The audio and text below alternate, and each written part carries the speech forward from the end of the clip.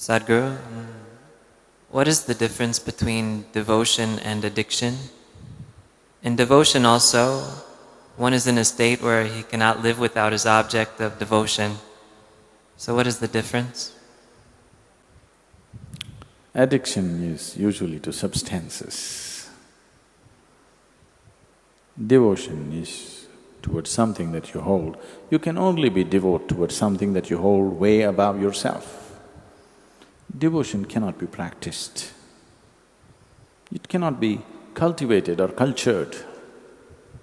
When you are overwhelmed by something or somebody, that you see something or somebody way above yourself, far beyond yourself, naturally devotion comes. It's very natural. Addiction comes because you taste something and you like the taste of it or the experience of it, you want to do it little more and little more and little more, after some time you're trapped in it. But a devotee looks more like an addict than an addict. An addict can hide his addiction. A devotee cannot hide his devotion. That's his problem.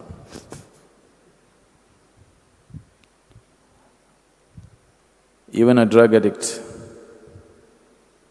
if he has little bit of control over himself, he can make himself look very normal and deceive the whole world. But a devotee is not capable of that. He just bursts forth anywhere. He cannot hide it.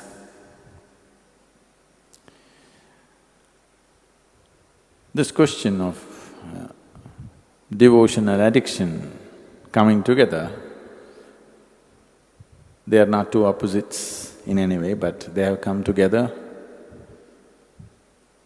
because both of them are sought, or both of them to some extent create some very pleasant or ecstatic experience within the person who is involved in it. People get addicted to something because the experience is strong. Otherwise, who would get… will you get addicted to the neem balls? You got to do it consciously. Every day you have to think, should I do it? You have to decide, okay, let me do it. One more day. You will never get addicted to the neem ball. It's safe. If you do not know the benefits of the neem ball, at least you know it's safe.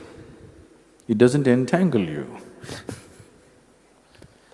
So someone is getting addicted to something because it is creating some pleasant experience for them. People get addicted to tobacco, people get addicted to coffee, people get addicted to alcohol, various kinds of drugs, because it's creating some pleasant experience for them. If it caused pain, if it put them off, they wouldn't get addicted to it. So devotion and addiction are only connected on the level of experience, nowhere else. They're not at all. We should not even look at them together. But in terms of experience, yes, they have a common ground. Both of them create an extremely pleasant experience. What devotion means is, your emotions have become sweet, very sweet. A devotee may look like a madman to somebody else. A devotee's ways, the ways of a devotee may look utterly silly, illogical and stupid for a thinking person. For an intellectual person, the ways of the devotee look utterly foolish. But you tell me, you have this choice in your life. In 24 hours of time, if you can spend the 24 hours in utter pleasantness, is that intelligence? Or going through all kinds of turmoil in your mind which has nothing to do with the reality, is that intelligence? A devotee is very intelligent. There is a deep life sense involved in it. There's a very deep life sense, a profound sense of life involved in it. He has understood that ultimately the most important thing is, if you make this experience of life extremely pleasant, 24 hours of the day, all the time, through your life, if you make the experience of you being here totally pleasant, then nothing will entangle you, everything will release you. He has understood that. It's a very deep sense of intelligence. It may not be logical, it may look silly for an intellectual person, but there is a very deep sense of intelligence involved. And obviously, this is a historical fact. More devotees have attained to the ultimate than any other way. Devotion has always been the quickest and most successful way. But only problem is, they may look like nuts to the rest of the society. If you don't mind looking like a nut, or if you've realized you're one, whichever way, then there is no problem being a devotee. Devotees are fools who are not even thinking about their well-being. But they don't have to think about it because they found their well-being. Only those who have not found it have to constantly think about well-being, isn't it? A devotee is well. If he has to die tomorrow, he is still well. That's how he is. So he's found his well-being, so he doesn't think about it. He doesn't feel the need to think about his well-being because he's well, really well within himself. So it's a very, very profound sense of life. If this life sense is dissected and analyzed, it doesn't make sense, but in your experience it makes sense. So devotion also causes ecstasy. Today, simple lumps of chemicals are also labeled ecstasy. Tablets are called ecstasy. If there was a tablet, if you popped it, for the rest of your life you are going to be ecstatic, I'm not against it. I'm okay with it. What's the problem?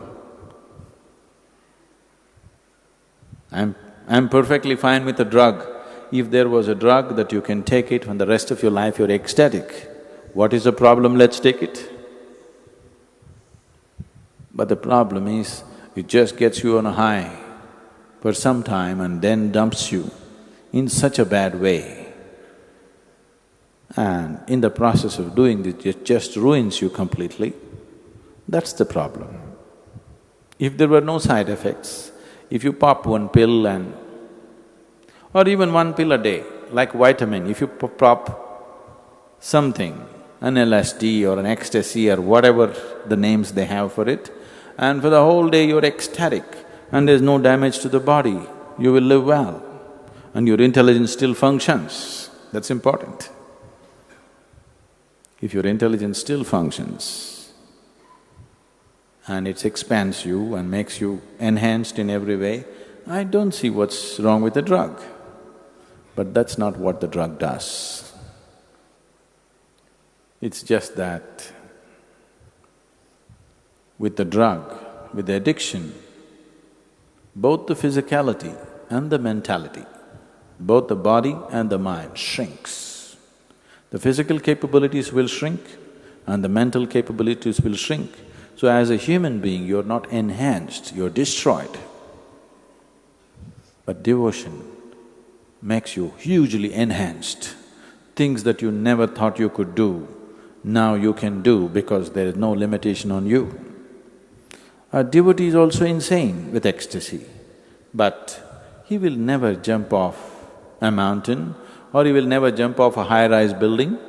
This happened to lots of people in United States during the 60s. People jumped off high-rise buildings because they were on LSD and they thought they're free and they could fly. Devotee also feels like that, but he will never jump off because his mind and body is in full function, because he's in such a state of pleasantness within himself. So, addiction shrinks you. Devotion enhances you. Both of them could be pleasant experiences. Addiction can give you moments of pleasantness. Devotion gives you a constant sense of pleasantness. But the most important thing, it enhances you, expands you, makes you all-inclusive. Addiction pushes you to a corner, makes you totally exclusive, to a point where after a period of addiction, most people become neurotic or broken with anxieties or depression. Because the mind is broken, the body is broken. So one enhances you, another destroys you. That's the big difference.